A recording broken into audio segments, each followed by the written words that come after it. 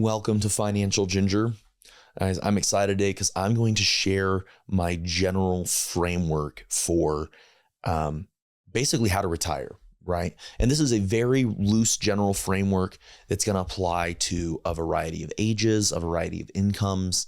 It's going to be a little bit of some very, very rudimentary investment advice, or not advice. It's investment theology, for lack of a better phrase, because I am passionate about being able to retire. I think that's what everyone should aim for, is how am I going to get out of a 9 to 5 that I don't want to be at? How am I going to eventually be able to pay for when I'm not working?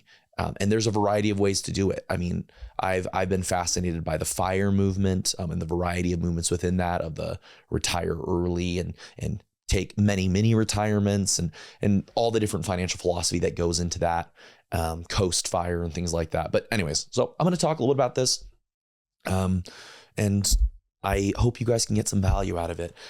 I do have potential for doing like a whiteboard. So if any of these concepts I talk about, you want to see more details on it, feel free to shoot me an email, right? thefinancialginger@gmail.com, or leave a comment, because the ideas that you ask about kind of fuel the financial concepts that I dive into. So as you guys share, hey, that didn't make a super lot of sense, or can you dive into that a little more? I'll pull out a whiteboard and I'll do some drawing and map out some of these concepts for you guys. So a lot of people think that they need millions and millions of dollars to retire. It's feasible to retire on less. It's feasible to retire on way more. It really depends on how much you need. And how do you determine that? Generally, the basic formula, and this comes from the Trinity study, the 4% rule. And the easiest way to think about the 4% rule is it's this concept that basically, if you have $1 million, theoretically, if you're pulling 4% from that every year, you should be able to never run out of money into your retirement. So theoretically, right, $1 million would mean $40,000 a year of retirement income.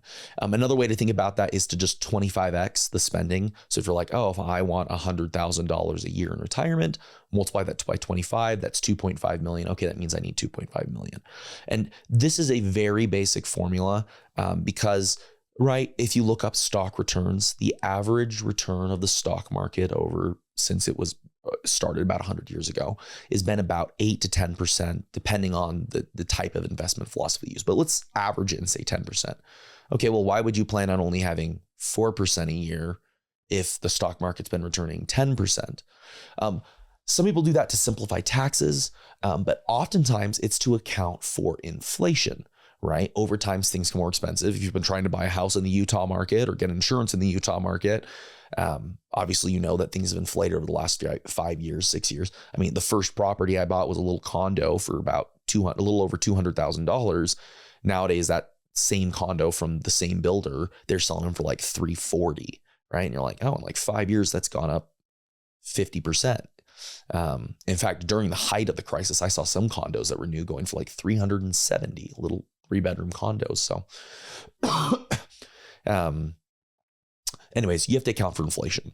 So inflation is going to impact the real return. So that's why the Trinity study uses the 4% rule. And it's the most common talked about withdrawal rate, is because it's going to account for inflation. So that means, okay, yes, we're going to average $40,000 a year in retirement off of $1 million portfolio, but that is accounting for inflation. So each year you're probably going to be able to spend a little more because your actual investment return is going to be more than that 4% on average.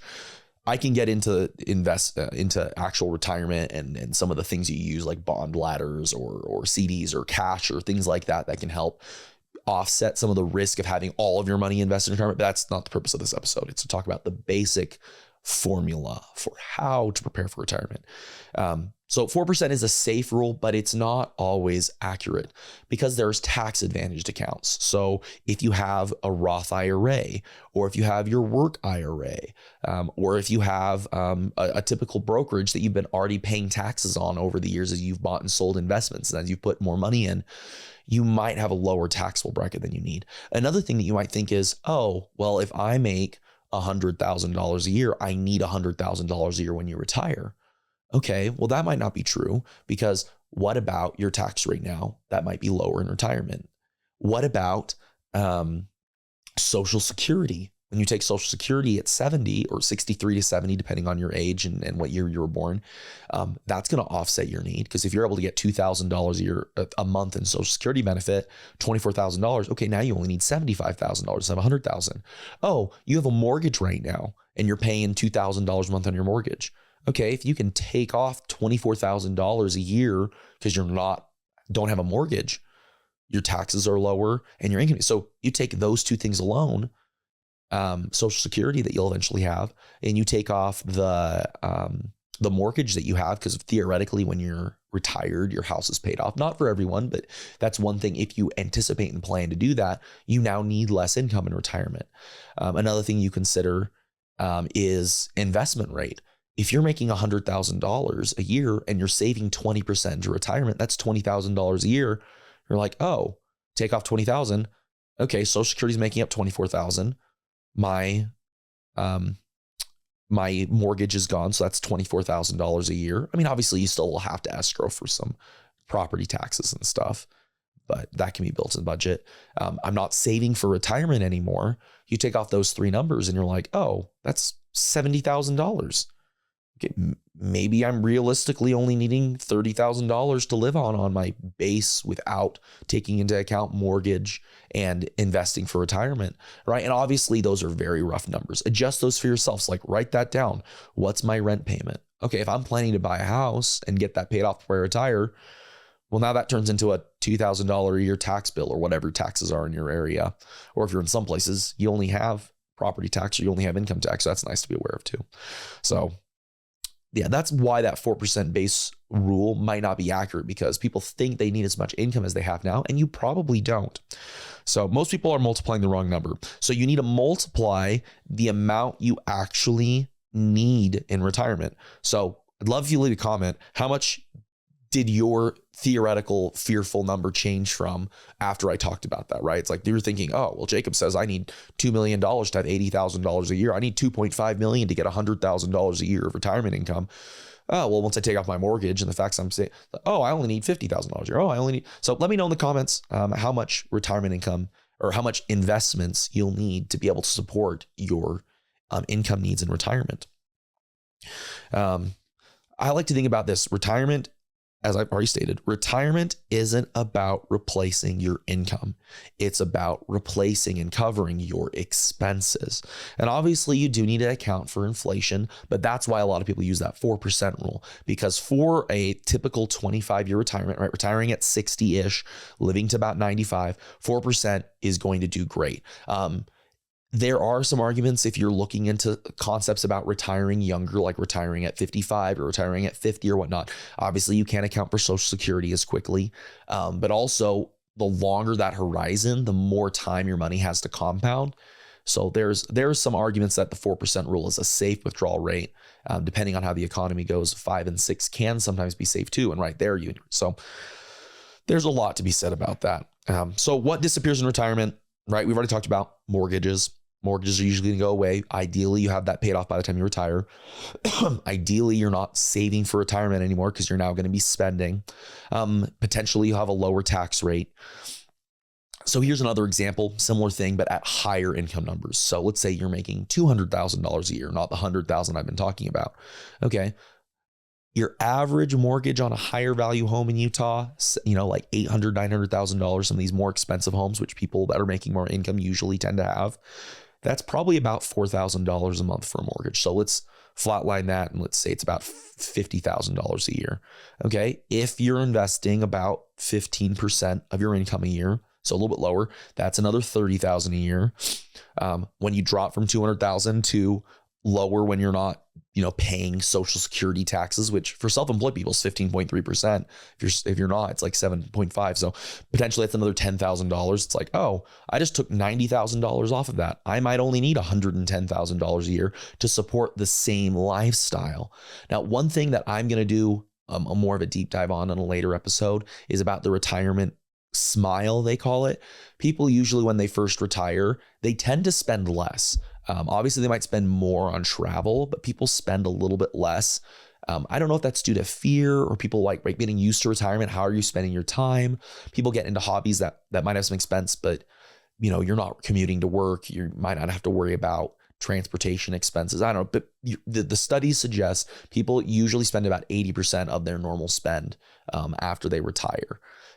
Which I find fascinating. But then after 5 or so years of retiring into retirement, they tend to spend a little bit less. It drops to about 60 to 70% of their typical pre-retirement spending.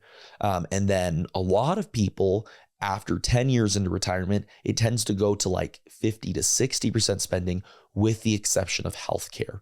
And that's a whole thing you can dive into, which is why it's important to plan for that, because if you have excess in years when you don't spend as much, you can keep it invested, which can help pay for some of those costs. Or there's insurances that you can pay for. But anyways, that's a whole different thing. So, right, with that example, you might only need $110,000 of income a year to support what previously took $200K, because if your home's paid off and all that. So I don't know, I've kind of talked about that a little bit, so I'll leave that there. But yeah, I really want to hit that home. You want to replace your lifestyle cost. And I know people that live so cheaply. They're like, I've lived in a van for 5 years and we travel around and we spend $1,600 a month. And that's our insurance and our food and our travel and parks passes and RV dump spaces to, clean out. And I'm like, well, that's crazy. Like obviously it's not my lifestyle, but living on $1,600 a month. Hey, if that's how much you need, right? Do some budgeting, do some planning, realize you might have healthcare costs, or what if gas costs go up, inflation, things like that. But if you have your investments right and plan on that 4%, you're going to outpace that, which can account for a little bit of growth, that gap. And another thing that people think about is, oh, well, what if the economy drops? Or what if the economy inflates too much, or my investments drop? People forget how easy it is to be flexible, right? If you're like, oh, I'm needing $100,000 a year. Okay, well, what if investments do poorly one year and they go down instead of up? Obviously, a good retirement plan should include some cash plans. And if you're looking for good retirement planning, a podcast is a great way to get some of that base information. But if you want, feel free to reach out. I've got some great financial planners that I work with that I can connect you with to make a plan for that. But anyway, so what if let's say, investments go down and you can't spend as much that year because you're like, oh, well, the projections, this and this. You can be flexible in spending, right? Just because you're like, I need $100,000 a year. Well, maybe a lot of that you're planning on traveling in retirement, or, right? It's not just base cost of living if you don't have a mortgage anymore. It's the fun things you plan to do in retirement. Okay, one year you take less trips. The next year the stock market rebounds. You're able to sell your stocks at a higher value. And you're like, okay, we're going to go on 2 trips this year, 3 trips this year, whatever. Like, it's not too difficult to affect those by just adjusting spending habits in retirement, which that's a little bit more nuanced, but it's never as scary as people think it is. A lot of people think it's so scary. What if this, what if that in the market? There's a lot you can do to manipulate that when you're in retirement. So here's another, well, I already got that example, right? And the example with the $100,000 a year, $100,000 a year, $30,000 a year, you're spending on $24,000 a year, right? The investing $20,000 a year, it's like, okay, after all that's come and gone, you might only need $60,000 a year, which would suggest you need a portfolio of 1.5 million to make sure that money is going to last for a full 30 years. And that guarantees it. And again, that's assuming 4%. I honestly am thinking most people are going to be able to afford a 5 and sometimes even 6% withdrawal rate, unless you really need to leave money for something, right? Like, hey, I have a foundation I want to leave money for, but that's your choice. You can be flexible with that. It's like, okay, well, I'd rather live my life than donate more money to this when I die, or give more money to my grandkids when I die. Nothing wrong with giving money to your grandkids, but yeah, the 4% rule is a little bit outdated based on how the market's performed for the last 40 years. But it's good to be aware of, and it's a good rule of thumb to at least get you started, right? So using that $100,000 spending, the new target might be only $60,000 a year, which when you multiply by 25, that's 1.5 million.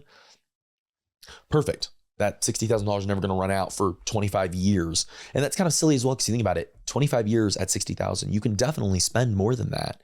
But that's also to account for inflation. So yeah, so that right there changes someone that might think they need 2 million to only needing 1.5 million or 1.25 million, or a lot less than you actually need. And then you only might need to bridge the gap for 7 years of retirement if you retire at 63, because at 70 you can take maximum Social Security, and that can offset it even further. That 60,000 might even drop to 40,000. It's like, oh, I only need 7 years of 60,000, and the other 19 years of that 25-year window, I only need 40,000. You can do some math there and you're like, oh, I only need $900,000. Wait, $900,000 theoretically should be able to last me 30 years at giving me approximately $60,000 of income a year. People don't realize just how powerful income is. In fact, I actually see ads from Fisher Investments all the time. And they're always like, what could $1 million do? And I really like the way Fisher Investments look at investing for lasting a long life in retirement. So being realistic. So how does that change your retirement horizon, right? I usually am recommending the average American saves about 11% a year. 15% is usually my goal for people when I'm talking to them. It's like, hey, if you want to be able to retire, you're in your 20s, generally speaking, 15% of your income is going to, in that 30, 35 year window, should save you enough to reach that goal for most people. 25x your current income, which might be a little less than we actually need. So 15% is usually what I recommend starting. So how should you think about how much you need to invest, right? 15% is usually my default. But I like to think about it in a few ways. So when you're in your 20s, that's when you've got the time advantage, right? I'm out of my 20s now. I'm in my 30s. I'm 32. 30s is the building that retirement foundation. 40s is when momentum really matters, right? It's the bulk of your investments are doing the momentum that is, right? Your investments are making a lot money, or sometimes they're making more money than you're putting in, which is fascinating. When you get to that point, it's super exciting. I'm not there yet, but it's exciting. Another cool thing to think about when you're saving 15% a year into retirement, $100,000 saved is halfway to $1 million. Say that again. $100,000 invested is halfway to $1 million. Well, obviously, Jacob, that's wrong. It's 10%. Well, when you're saving 15% of your income a year, that is half the way. And the reason why is by the time you get up to $500,000, the momentum of the investments you already have is going to be contributing sometimes as much or even more than you're contributing in addition, right? Like the investment return is real at that point. By the time a lot of people hit like 500,000, you're like 80% of the way to $1 million. People are like, well, why? Okay, well, if you're starting your 20s and you're saving 15% a year, right? Oh, you're going to reach, and there's more time, right? You might be in your 50s when you get to that point. And you're like, oh, well, over the next 10 years, that 500,000 might become 100,000 on its own. And that's time-based. That's why I like that 50% of the way to $1 million is 100,000. Because when you start younger, that snowballing effect of your income, there's more time for it to compound. I don't know if you guys have heard the rule of 72, but the idea is your investment return rate divided by 72 is about how many years it'll take your money to double. So if you're getting a 8% return, right? About 9 years, 8% times 9 is 72, right? So that percentage holds. It'll take about 9 years for your money to double. Okay, well, if you have $500,000 when you're 53, in 10 years, that should double on its own by the time you're 63. I mean, obviously, right, it's a rough number. It's just tools to help you realize you're doing better than you think you are. So when you're in your 20s, when you're starting from zero, and your goal is to retire at 63. So I'm using someone that's 23 to 63. You're about 40 years. If you need 1.5 million in retirement, and this is assuming about 8% compound annual return, you only need to invest about $450 a month, which I actually want to really quickly math that out. If you have $450 a month and you're making, let's say, only $50,000 a year, yep, that's right about 11% of your income. So there we go, 11%, right? So it's even less than 15% that you'll need to be able to succeed at reaching your retirement goal, right? And that's 40 years. And people think, oh no, well, what if I'm 30 and I don't have the compounding time? Okay. Well, and realize that $450 a month is based on trying to reach the target of 1.5 million, which we think should be able to provide at least $60,000 a year of income. So that's why it's only making 50, planning for 60, 450. Okay, well, if you do half that, you're probably gonna have about half that. Like these numbers are very flexible. There's really, really great, and a lot of people aren't going to consistently invest at the same pace, right? Like I've had years where I was able to put in 20%. I have had some years where I was only able to do like 9%. So people assume this is flatline, but the more you can do when you're younger, generally the better. Sometimes you make strategic choices. Like I know people that they're starting a business and they're like, I am going to intentionally not start investing now because I need that money to invest into growing my business. Or they might even take a loan, right? Because there's three ways really to plan for retirement: is slow and steady investing. Real estate's a great tool as well, because for a lot of people that will provide great income, right? If you buy an investment property at 30, theoretically it should be paid off when you're 60. And then besides saving for, repairs and maintenance on your home, the rest of that is profit that you're able to have in retirement.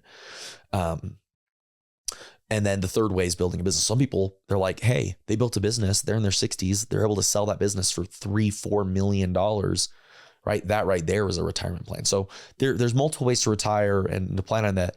And if you're trying to build a business, it might make sense to not invest for a little bit of time. So this is assuming you're investing every month steadily for 40 years, and real life is a little different from that.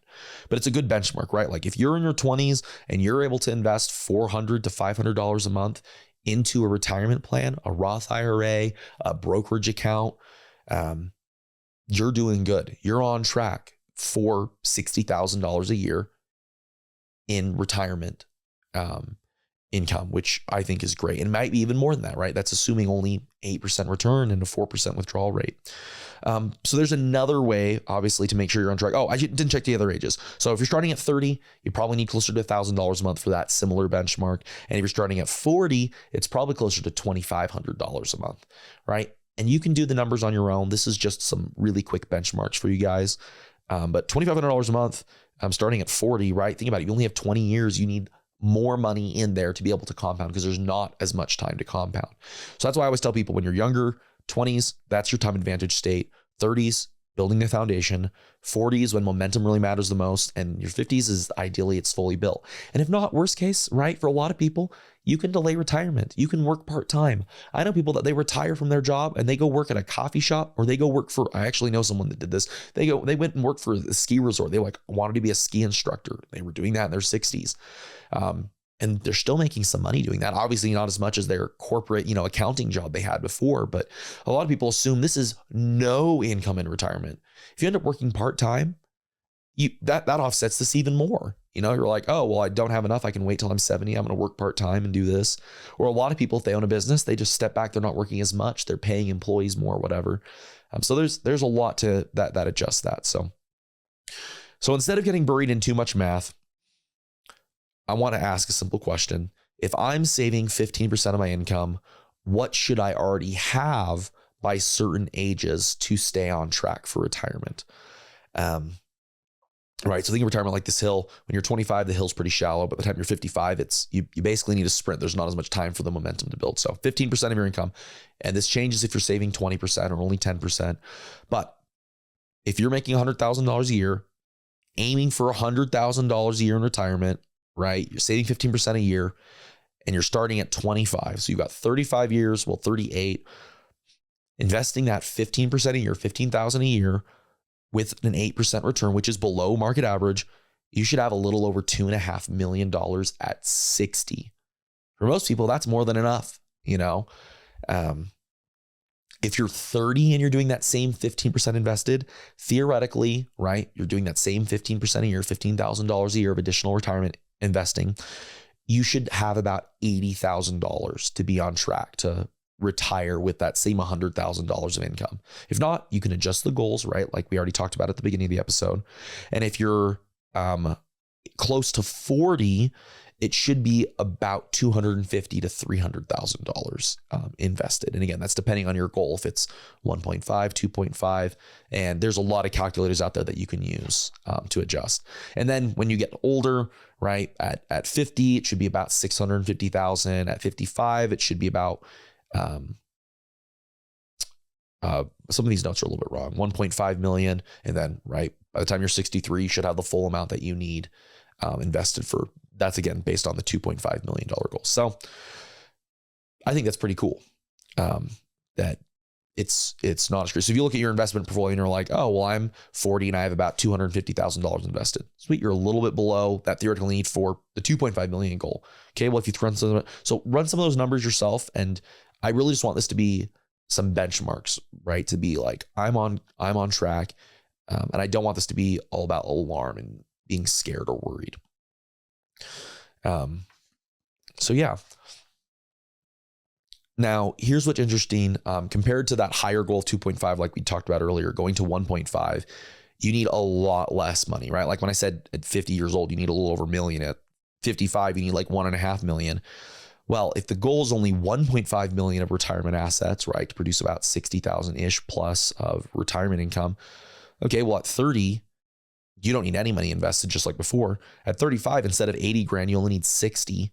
At 40, you might only need 150,000 instead of 400,000. At 50, you might only need 600,000 instead of $1 million. And right, for a lot of people, another thing that makes this very different is a lot of people's income tends to go up throughout their lifetime. Right. So it's like, hey, if my goal is based on my money today and I'm saving 15%, well, as my income grows, if I'm able to keep saving 15%, that'll accelerate me through these goals. Like I know some people that are 50 and they only have like 200,000 or 300,000, but they still get to $1 million, $2 million by the time they retire because they start earning more. They become empty nesters and their kids aren't at home. So their expenditures go down and they're able to invest more. And suddenly they're investing 30% or 40%. So realize these are really rough numbers to get people in the mindset of investing, right? Getting a goal. And you're like, oh, well, what if I'm able to invest 20%? That drops how quickly, or maybe I'm able to retire a few years earlier, or I'm able to retire with higher expected spending.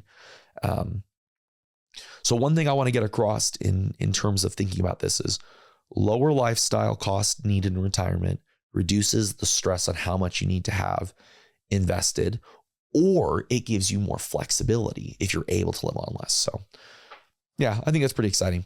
So again, retirement math isn't about being a genius investor. It's about deciding what life actually costs. So now I want to get into a teeny bit about what people should invest in, about the super basics of investing. Now we talked about income and how your income needs might actually be lower than what you think they are, the 4% or 25x rule, and some of those benchmarks for being able to retire.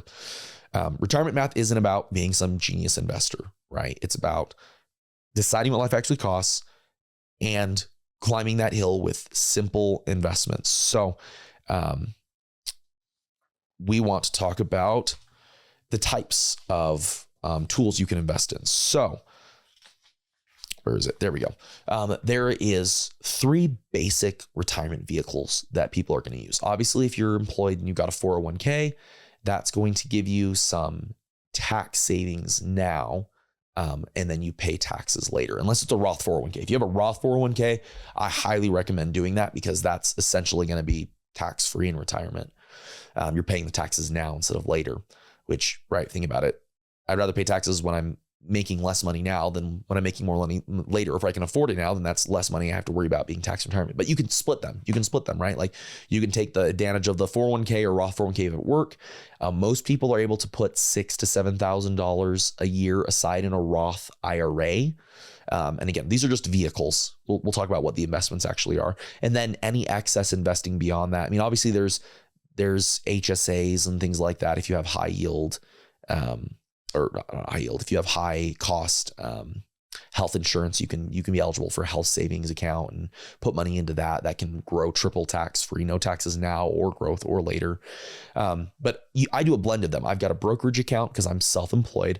I don't have a 401k, so I've got a Roth, and I'm working on potentially launching my own personal solo 401k, which is its own thing for self-employed people.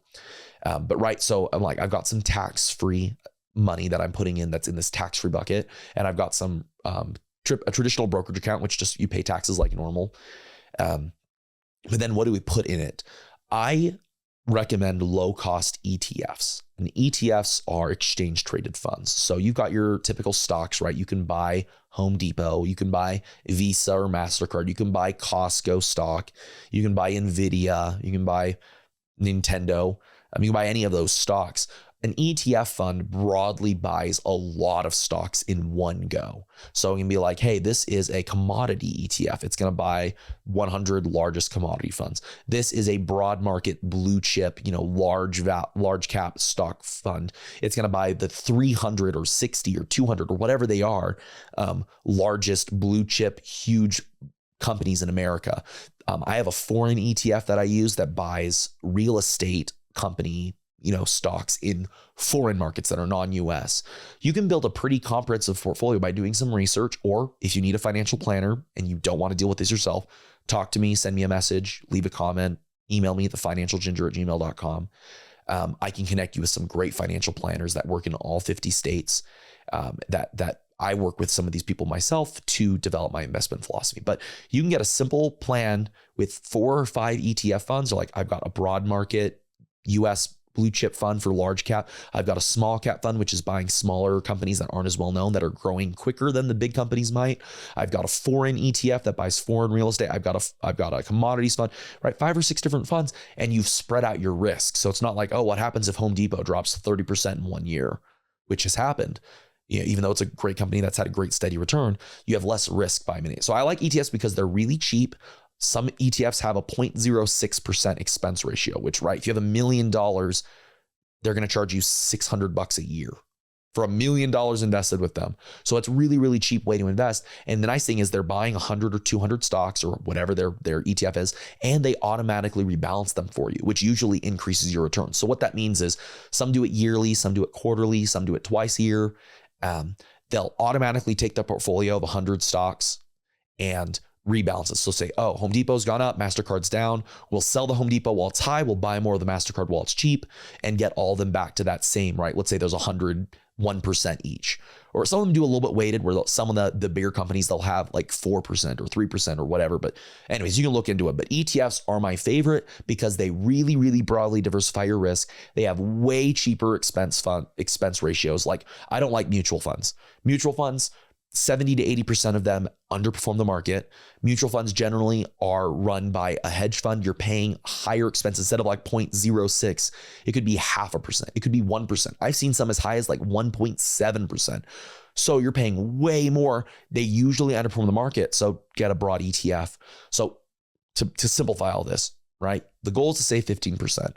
If your work allows you to do 4% in a Roth, okay, we need to get extra. You can put some in your Roth IRA, which you can open with Fidelity really easily. You can put some in just a standard brokerage account, which I'm a big fan of Fidelity, so I've got my money with Fidelity. And then what do you put in those accounts for the normal tax or tax? I just buy ETF funds. Sometimes certain funds are better, like the foreign one might be better in a tax advantaged account. Talk to a financial professional, but I buy ETFs in both of those buckets because they give you. And same thing with if you do have a high health savings account because you're eligible one for your health insurance for AAA, same thing. You can buy ETFs in there. If you really are passionate about a specific stock, that's fine. You can buy some Home Depot specifically or Nintendo specifically, like nothing wrong with that. But the bulk of that investing should be in there. And then once you get closer to retirement, right, there's some strategies that are good to talk to financial advisors about that I can dive into this podcast. If you have questions about that, feel free to leave a comment. We can talk about bond ladders, and we can talk about cash accounts and CDs and certain tools that can help mitigate risk of loss. But yeah, that's that. The number one thing that I love talking about, I had an Instagram post about this recently, is no matter where you're at in retirement, a lot of people are like, I can't save 15%.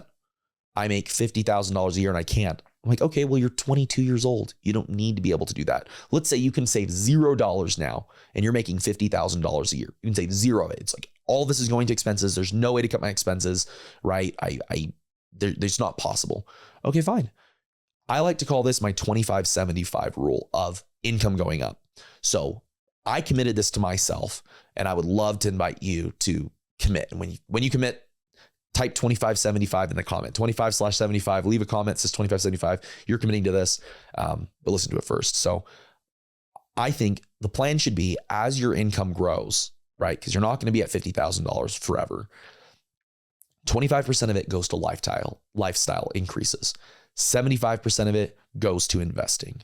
And the reason why is if you can do that at $50,000, okay, 0% saved. When you go to $60,000 over the next couple of years, that $10,000 difference, $7,500 into investing, $2,500 into increasing your lifestyle. So now you're living on $52,500 a year.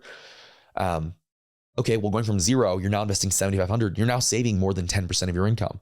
Okay, now by the time you're making $100,000, you're investing, let's see, what's 3/4 of 50,000, 42,000.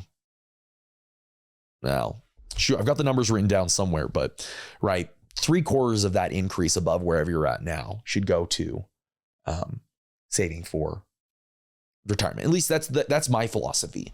Because I know people that are making $200,000 a year and they're not saving anything for retirement, right? It's all eaten up with lifestyle inflation. So the reason I think that 25-75 rule is so important for me is it forces me to think about investing more. And obviously you can adjust as you go down the road. You have another kid or your kids enter high school or, whatever it is. And it's like, okay, maybe I can't save all that this year, but the goal is that 25-75. And if that's the baseline for how you're budgeting and how you're talking about that with your spouse or whatever your situation is, it'll be easier to save for retirement because it's front of mind. And you're still going to increase your lifestyle spending, right? So, that's it. $37,000. So a $50,000 increase would be $37,500 invested toward retirement, and then $12,500 towards lifestyle inflation, right? Increasing your quality of living. And I think that's a great rule of thumb. And if you can't, fine, make it 50-50, right? Leave a comment below, 50-50. I'm going to do 50% of my increase on my raise next year, 50% of my bonus, 50% of my tax return, whatever that windfall comes back to you at. And doing that will help accelerate you towards retirement. So hopefully that makes sense. Let me know if you have the questions about that in the comment.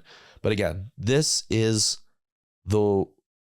my outline for retirement is the goal is to save 15% of your income or more if you're in your 20s. If you're in your 30s, you might need to save more. And that's to match your income now with income in retirement.